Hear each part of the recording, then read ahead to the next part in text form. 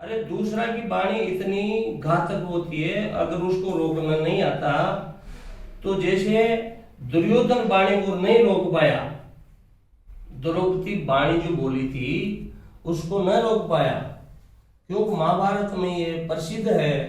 अब वो एक खंड प्रस्थ में एक ऐसा बनाया, महल बनाया भगवान कृष्ण की सहायता से, और उसके अंदर जो है वो क्या था, वो बनाने वाला उनकी सहायता से बनाया वो विश्वकर्मा जी ने बढ़िया महल बनाया उसको। तो ऐसा बनाया वो, जब पानी दिखाई देता वहां तो जल है, और जहाँ जल दिखाई देता वहां पानी था। अब वो उनकी दासी खड़ी थी और वो गया प्रशंसा सुन करके दुर्योधन गया, तो दुर्योधन गया तो क्या जनाजा दिराज आगा पानी है, तो पानी वो देखा कि हमारी ऐसे दिखा रही है, मजाक कर रही है, तो ऐसे करके कहाँ पानी है, ऐसे करके वो जो समतल पर चला और जमीन जहाँ दिखाई दे रही थी वहां गया वो, और वो पानी में जा गिरा। पानी में जा गिरा तो द्रौपदी ऊपर थी। अब वो दासी हंसने लगी, द्रौपदी बोली अंधा की औलाद अंधी होती है, ये पानी बोली।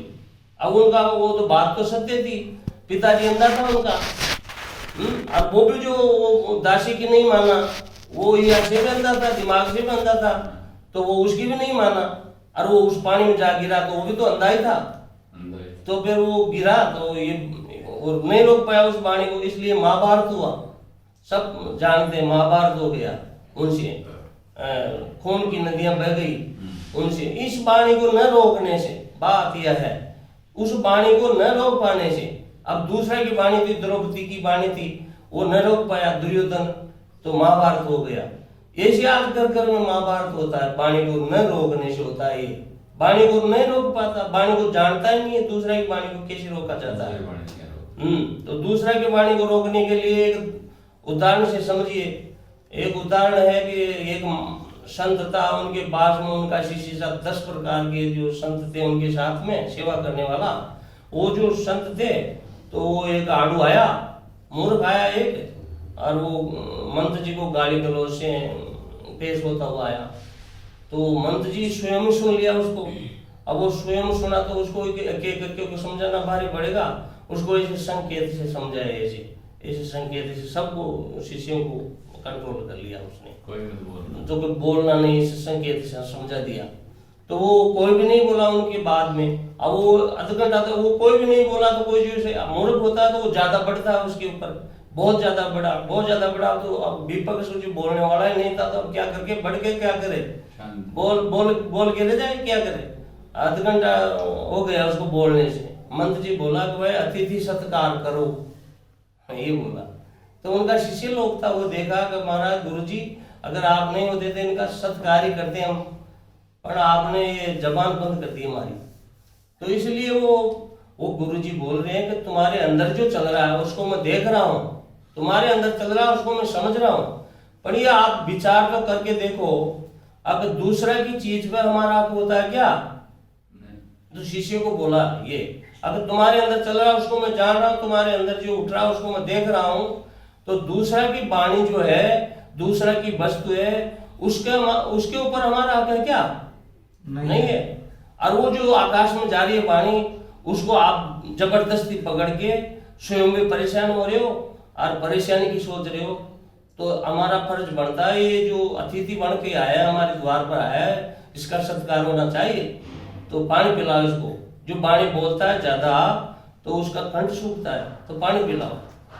तो वो समझ में आए शिष्यों को, उसको पानी पिलाया गया। तो देखो दूसरा की वाणी को रोक लिया, दूसरा की वाणी थी वो, कितनी घातक वाणी थी, उसको रोक लिया। दुर्योधन नहीं रोक पाया, इसलिए तो महाभारत हुआ। आज लोग छोटी छोटी बात को, उस वाणी को नहीं रोक पाता, तो घर घर में लंका कांड हो रहा है, घर घर में परेशानी हो रही है। एक दूसरे की बात को जो है ऐसे लेकर के परेशान हो जाता है। तो ये दूसरा की वाणी को भी रोकना, इसमें जो वाणी को रोकना है इसमें है ये बात, ये बता रहे भगवान कि वाणी को रोको पहले। तो आपकी वाणी को 4 प्रकार से रोका, दूसरा की वाणी को भी रोका, और एक शास्त्र की वाणी उसको भी रोको। रोकना क्या होता है, जैसे इस कान से वाणी सुना हमने और इस कान से निकाल दिया तो रोक नहीं पाया। अच्छा, इस कान से सुना, मुंडा से बड़बड़ा दिया, निकाल दिया, वो काम में नहीं आया, निकल गई, काम की तो है नहीं, जीवन में आया नहीं। यहाँ से सुना हरदा तक पहुंच गई। हम जानते हैं कोई भी लत लगा लेते हैं बुरी, कोई आदत बना लेते हैं, बीड़ी पीते हैं, शराब पीते हैं, गुटखा खाते हैं, कई प्रकार की गंदी आदतें बनाते लोग बनाते हैं, देखते हो आप सब। वो हरदा से जानता है कि बुरी आदत बढ़ गई, अब छूटती नहीं है, उसको छोड़ नहीं पाता वो, तो हरदा से जानता है। कान से सुना, पहले प्रशंसा सुना के ये क्या खाएगा, ये क्या करेगा, इसको ऐसे कर करके वो सीखा, दूसरों से सुन करके वाणी को कान से सुना, सीखा, आदतों को सीखा, पेशनों को सीख लिया लोग, कई प्रकार की देख देख करके सुन करके पेशना को पूरी करते हैं लोग, और वो ऐसी आदत बनाता है लोग, और वो ये ऐसी आदत बना करके और रोक नहीं पाता उसको, तो रुकता नहीं है। यहाँ से जानता है, हरदा से जानता है, फिर भी वो उसको नहीं रोक पाता, वो करता ही है, मजबूरी में करता है वो। तो ऐसे वाणी नहीं रुक पाई। तो इनका तात्पर्य वाणी को रोको। तो चार प्रकार से तो अपनी वाणी को रोको, चार प्रकार की तो अपनी वाणी है, उसको रोको। दूसरा की वाणी, जैसे कोई मूर्ख बोल रहा है उसकी वाणी को, उसकी वाणी समझ करके छोड़ दो, उनका वाणी उनको फल देगी, तुमको तो देने वाली है नहीं, इसलिए उसको छोड़ो। दूसरा की चीज है, उसको आपका हक भी नहीं है, उसको छोड़ दो। दूसरा ग्रंथ है, शास्त्र है हमारे, जैसे बताया महापुरुष बता रहे अपना, इसकी बात है, तो इसको रोको। रोको मतलब अंदर जाने के बाद में बाहर मत आने दो, अंदर रोको उसको। रोको, रोकने का मतलब अंदर भी रोकना है, बाहर की को बाहर रोको, ये भी रोकना है। बाहर की को बाहर रहने दो, उसको बाहर रोको, काम की नहीं है आपका, उपयोग करो उसको, क्या लेना है क्या छोड़ना है छोड़ दो उसको, छोड़ने लायक है उसको छोड़ो, और ग्रहण करने लायक है उसको रोको, है। तो ये वाणी को रोकना है, शास्त्र की बात को रोको, गुरु की बात को रोको, ये रोकना है। और बेकार की बात करता है, जितना बतौरी हो जाता है, लोग बतौरी बोलते हैं, लोग में बतौरी कहते हैं उनको, आदत बन जाती है, मेरी सुने दिन भर ऐसे लगाते हैं, कोई भी उनकी आदत बना लेते हैं बोलने की, तो बेकार की फजूल की बात वो हाँ वो भी नहीं करता, तब भी वो बोलता रहता है। इसे बेकार की वाणी को भी नहीं बोलो। तो ये वाणी की एक प्रकार की हुई, चार प्रकार की तो अपनी वाणी को रोकना हुआ, दूसरा की वाणी को रोकना हुआ, तीन प्रकार से वाणी बताया हमने वो हुआ, और ये एक प्रकार की जो बेकार की वाणी है इसको रोकना हुआ। इस प्रकार से ये वाणी को रोकना अगर आ जाएगा तो बहुत परेशानी आपकी हल हो जाएगी। और अगर वाणी को रोकना नहीं आया आपको, तो ये जितनी मुसीबत है इसी को लेके है, इस वाणी मूल है इसके अंदर है। वाणी के लिए बताया, तो जीव के लिए बताया, जीव से होता है ना शब्द का उच्चारण। बोला कि तू अगर नहीं मानेगी तो कहे मैं काय मानूंगी, तुमको निकला दूंगी बाहर। ये वाणी जो दांत 32 है, इनसे बराबरी किया इसने, है कि तू नहीं मानेगी, कि तू क्या नहीं मानेगी, मैं ऐसी हूं जो तुम सबको बाहर करा दूंगी, मैं निकला दूंगी बाहर। एक में ऐसी चोट मारते हैं लोग, 32 को बाहर निकाल देते हैं, देखते हो नहीं। तो उसमें कारण क्या है, ये जबान एक छुरी है, वाणी एक छुरी है, शब्द ऐसा घाव करता है, जीवन पर नहीं छोड़ता उसको। तो ये वाणी को रोकने के लिए बोल रहे हैं भगवान। तो वाणी को रोकना इस प्रकार से है। दूसरा इसका है द्रव्य का संग्रह नहीं करना, ये पहला हुआ, 5 में से पहला हुआ है, 5 में से पहला हुआ है, वाणी को रोकना हुआ है। ये आपके काम की चीज है, इसको याद रखो, ये पूजा है, ये सब कुछ है, ये सब कुछ हो गया, ये मंदिर है, ये सब कुछ हो गया। क्योंकि महापुरुषों की जो वाणी है वो आपका हित के लिए, महापुरुषों के लिए नहीं है। तो इसको ग्रहण करो, इसको जीवन में लाओ, जीवन में चरितार्थ करो, तो सफलता मिलेगी आपको, इसलिए बता रहे हैं। तो दूसरा बताया ये द्रव्य का संग्रह न करना। द्रव्य कहते हैं धन को, धन चल संपत्ति को कहते हैं। संसार की जितनी भी चल संपत्ति, इसका नाम है द्रव्य, धन।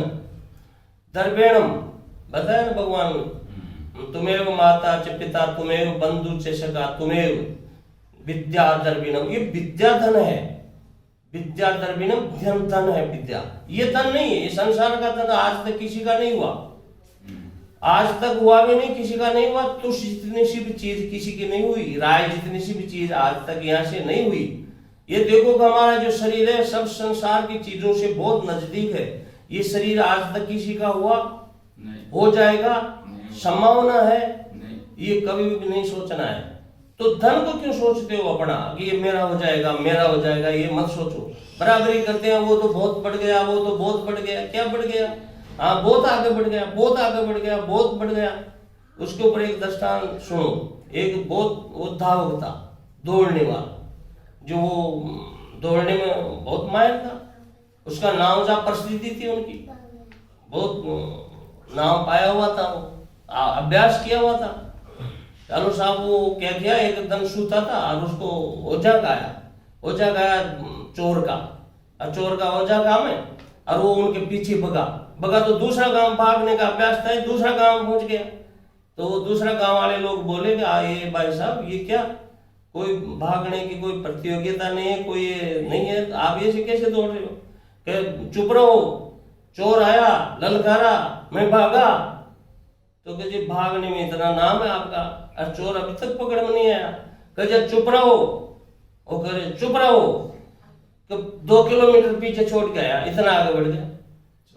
अरे जिसको पकड़ना था उसको तो पकड़ा नहीं, अरे आगे बढ़ गया।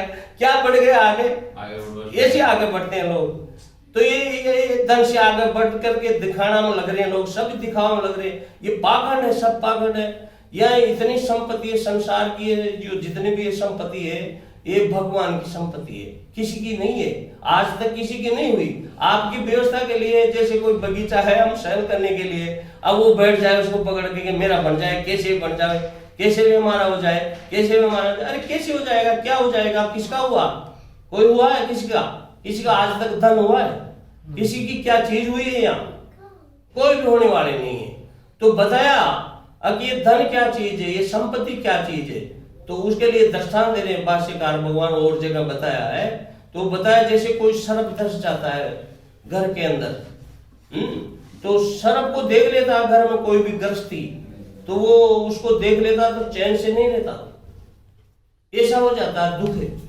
तो ये धन क्या है, जिसके घर में आ जाता है तो शांति नहीं ले पाता, इधर उधर रहता। वो धन शांति लेने नहीं देता। बड़ा बड़ा लोगों को देखो आप, वो रखता है, बंदूकदारी रखते हैं, और द्वार पर खड़ा बंदूकें ले लेके खड़ा है, बहुत धनी आदमी होता है, वो रखता है उनको। अब उसको नींद ही नहीं आती, गाड़ी रखता है, काली शीशा लगा कर रखता है, पेशाब ही नहीं करता, पेशाब आने पर भी पेशाब नहीं करता, कोई शूट कर दे, मार दे। उसका जो बेटा होता है उसका भी वो भय करता है कि नहीं मार दे, अपना कोई डर रहता है उसको। जो ज्ञाति है, जो उसको जानता है, उसका ही भय रहता है उसको। किसके कारण? धन के कारण। तो धन से भी शांति नहीं मिलती किसी के। और करता है ये धन किसके लिए करता है? जीवन भर किसके लिए धन करता है? शांति के लिए, सुख के लिए। जितना भी प्रयास करता है आदमी किसके लिए करता है? शांति के लिए, सुख के लिए। और उसके लिए देखो क्या करता है, धन करता है। तो धन से वो शांति जो थी वो भी निकल जाती है उनके हाथ से, और धन के पीछे पड़ा रहता है। तो धन से शांति नहीं होती। अरे प्रारब्ध में होता वो मिलता है, उसको सोच करके उपयोग करो जीवन का। जो भी मिलता है उसमें संतुष्ट होकर जियो, और उसका सदुपयोग करके जियो, ये बताया भगवान। तो द्रव्य का संग्रह नहीं करना है, संग्रह का मना है। तो संग्रह ऐसा बना देता आदमी को, खुद के लिए भी नहीं लेता, वो इतना कंजूस बनाता है। मैं देखा हुआ बचपन में, एक वो था जो जितना भी उनके गाड़ा मिलता था उनको आया गया करता था वो। तो उसके लिए बोला एक रोज के ये खाया कर, तुम्हारे जीवन ही ऐसा हो गया। मैं क्या करूं कि मेरा तो पाशी हो गई जीवन की। तो ये धन क्या हो जाता है, जीवन की पाशी हो जाती है। अरे इसका उपयोग करता है उसके लिए दासी हो जाती है। उपयोग करता है जिसके लिए धन दासी है, और उपयोग न करके संग्रह करता है उसके लिए धन पाशी है। इसलिए महापुरुष कहते हैं उसका संग्रह न करो। संग्रह नहीं करना चाहिए धन का। धन का संग्रह में कई विवाद, कई दोष है। तो संग्रह के लिए नहीं, उपयोग के लिए धन करो, कमाओ, परिश्रम करो, उपयोग करो। तो धन की मना नहीं है, उपयोग का करना है तो मना नहीं है। दुरुपयोग करते तो मना है, तो दुरुपयोग है। संग्रह करके दिखाना, धनी बन करके दिखाना, ये सब जो खुबाव है आपका, ये गलत है। तो इसलिए भगवान कह रहे हैं कि ये द्रव्य का संग्रह न करना। द्रव्य का संग्रह करना तो कौन सा द्रव्य का संग्रह करना? धन कौन सा है? विद्या धन। ये बताया विद्या द्रविणम। और विद्या के लिए बताया परधन हरे। एक भारती जी महाराज ने बताया परधन हरे। और चोरी करे तो किसकी करे? संसार में चोरी नहीं करनी चाहिए, पर चोरी की अगर आदत बनानी है, देखें थे कि चोरी करनी है तो धन को चोरो। किसका धन? धन किसका है? विद्वानों का धन है, महापुरुषों का धन है, ये विद्या धन, इसका चोरी करो तुम। परधन हरे, पर निंदा करे, दूसरा की निंदा करो। ये बताया निंदा का मना बोला पहले, अब बता रहे परधन हरो, पर निंदा करो। पर निंदा मानी परमात्मा की चर्चा करो, पर निंदा करो, परमात्मा है परे, परमात्मा की निंदा करो, चर्चा उसकी करनी चाहिए परमात्मा की, तो उसको कहते हैं परधन हरो, पर निंदा करो। परतरिया राखो घर माई, परतरिया की तरफ दृष्टि न करो, पर लोगों की भावना कुदृष्टि तो करते हैं ऐसा। तो परतरिया मतलब भक्ति है, उसको घर में रखो। आप सेवा करोगे किसी की, आपकी सेवा होगी। आप रोटी खिलाओगे किसी की तो सुपोष आपकी आदर सत्कार होगा। आप किसी को मत खिलाओ, आपको खिलाने वाला कोई नहीं है संसार में। तो बस यही है। तो ये बोला इसमें परधन हरो, पर निंदा करो, परतरिया राखो घर माई, मांस मुदिरा पुनि पियो। मांस भी खाओ और मुदिरा भी पियो, मदिरा भी पियो। मदिरा मानी शराब। तो वो क्या है? अब ये जो बुरी बात है, कोई भी जो ये ऐसी बोलता है, बहुत बुरी कठोर बोलता है, उसको पी जाओ, ये है मदिरा। और मांस क्या है? ये जो हमारा मन है, दुर्मन है, जो वासनिक मन है, तृष्णा में दौड़ता रहता है, घोड़ा दौड़ता है, नींद नहीं आने देता, इसको खा जाओ मार करके। ये मांस है इसका, ये खाना। ये बताया उल्ट बहुत बताया। परधन हरो, पर निंदा करो, परतरिया राखो घर माई, मदिरा मांस को नहीं पियो तो मुक्ति की संशय है। तो आपकी मुक्ति है, उसमें कोई संशय ही नहीं है, ये बताया। तो इसी भाव को लेकर के यहाँ बोल रहे हैं कि द्रव्य का संग्रह नहीं करना। संग्रह करना तो किसका करना? विद्याधन का करना। इसलिए ये संसारिक जो लौकिक धन है, इसका संग्रह न करो। अगर संग्रह भी करोगे तो यही रहने का है, जाने का नहीं। और जिस कर्म से आप संग्रह करे हो, जिसको सत्ता करके करे हो, तो दुख देगा पीछे से भी। आपके जो हितकारी है उसको सबको दुख देने वाला, सुख नहीं देगा वो किसी को भी। सुख वही देगा जो परिश्रम से कमाते हो, और परिश्रम से आपके पास है, वही सुख देने वाला है। धोखा से किसी को सुख नहीं देता। तो ये बताया। अब दूसरा बता रहे हैं काम लौकिक पदार्थों की आशा छोड़ना। ये हमारे लौकिक पदार्थों की आशा क्या? जैसे मृत्यु लोक में हमारे पदार्थों से आशा है। कैसी आशा है? ऐसी आशा है, एक दृष्टांत से बताऊं। जैसे एक गधा था नट का, और एक गधा था धोबी का। तो धोबी का सूखा कपड़ा ले जावे और सूखा ही ले आवे, तो वजन नहीं ढोना पड़े उसको, भार नहीं ढोना पड़े उसको, और वो नंदी की तीर पर है, वो अच्छी अच्छी धोबड़ी खाने को मिले। और एक था नट का गधा।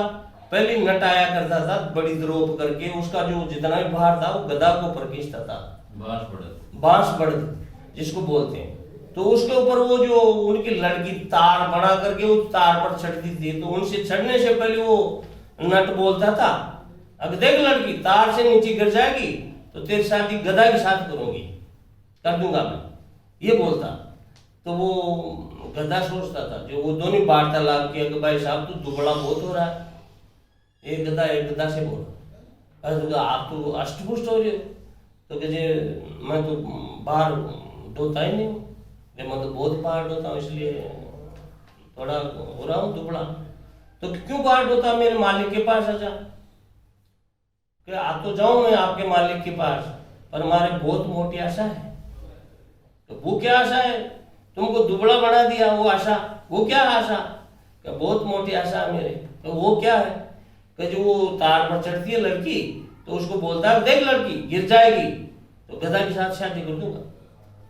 इस बात को सुन करके मैं देखता हूँ, कभी तो आशा लगा रखा हूँ, कभी तो गिर जाएगी तार से, और कभी तो हमारी शादी हो जाएगी।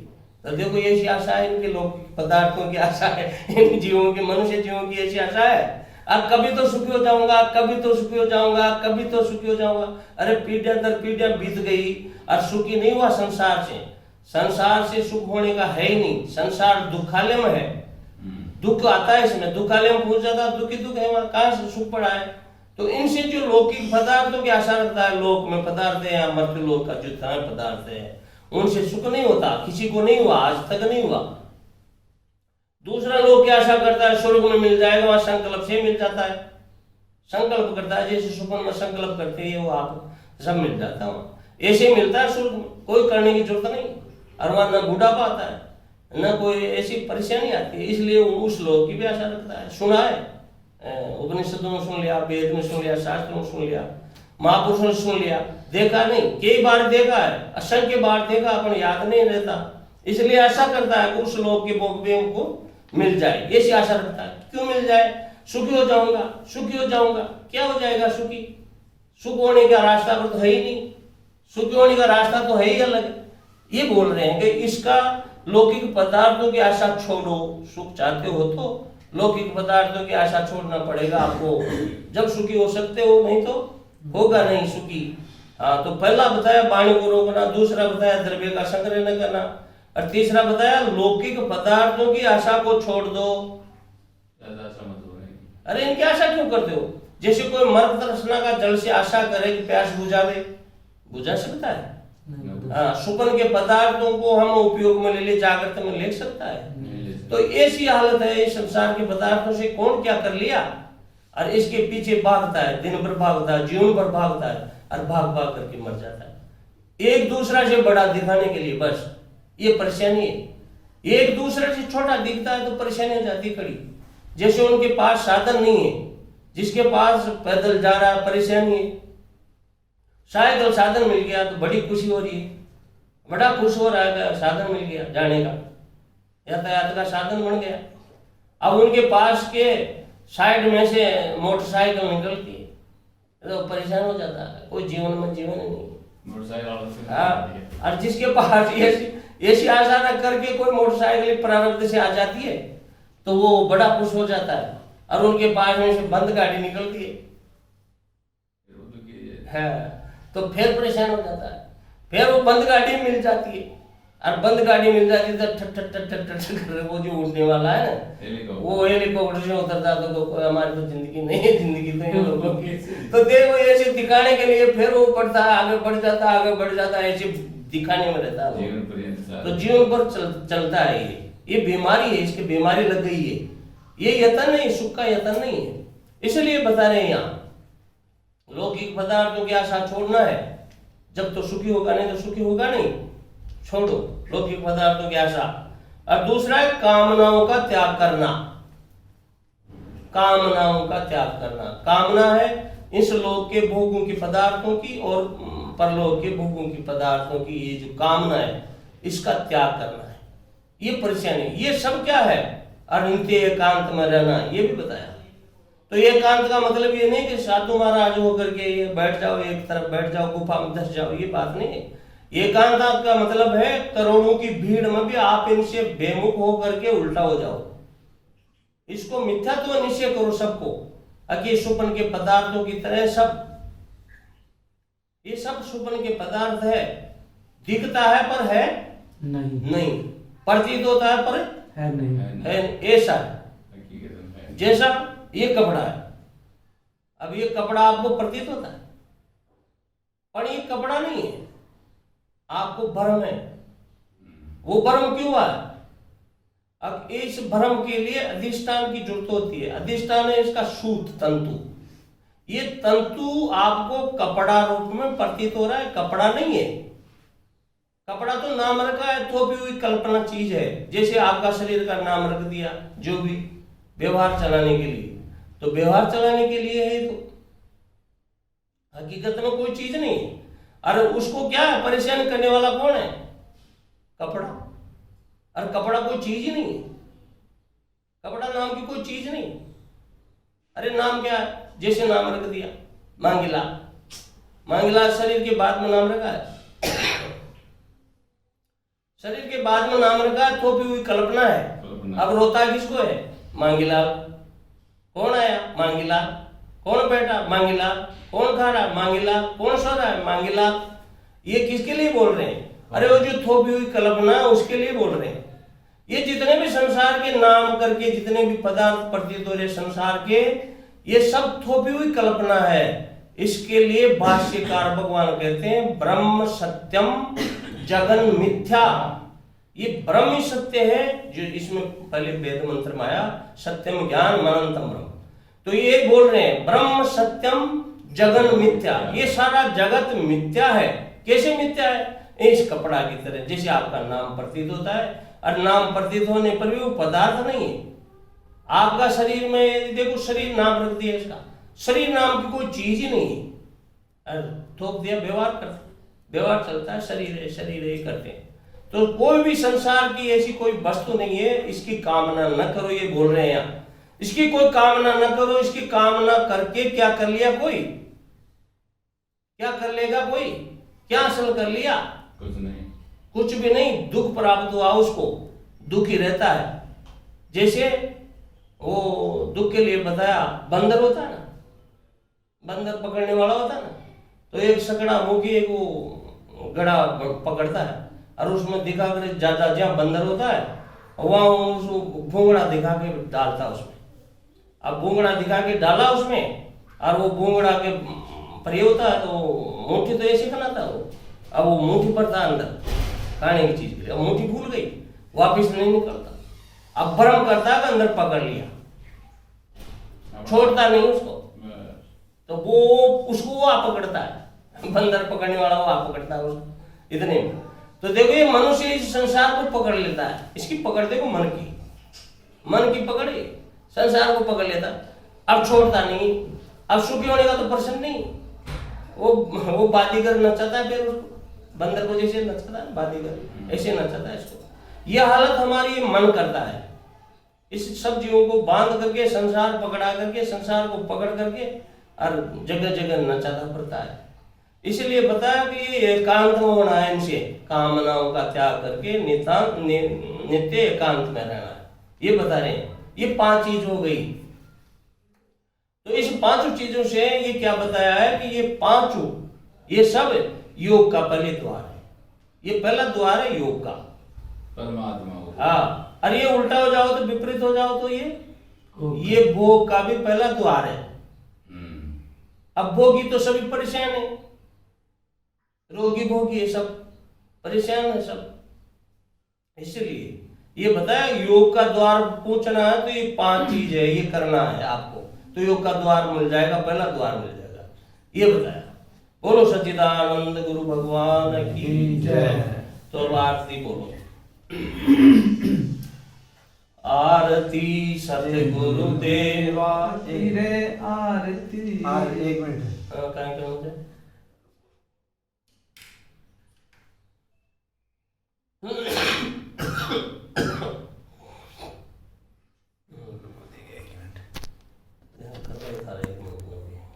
कहीं आरती तो नहीं तो आरती दोबारा चलेगा। अच्छा चल ठीक।